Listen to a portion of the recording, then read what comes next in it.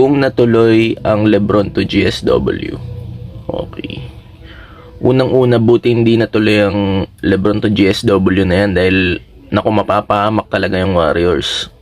Tingnan mo yung Lakers ngayon, di ba? Parang wala na siyang pakialam. Inisip niya na lang ngayon yung record niya, pataasin yung points niya para wala mahabol.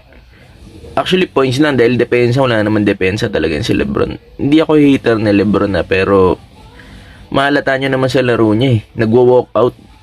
Ba't ka magwo-walk out, di ba? Ikaw nga leader dyan Saka kung natuloy sa GSW, naku, kasi hater talaga ni Curry si LeBron Hater at saka maglilipatan yung mga Lakers fan dito sa atin. Naku, mga toxic yung mga fans na yun Kahit talo, wala. Parang si LeBron pa rin yung iniisip nila. Wala silang pakialam kung talo sila Basta si Queen James, sinaano nila yun.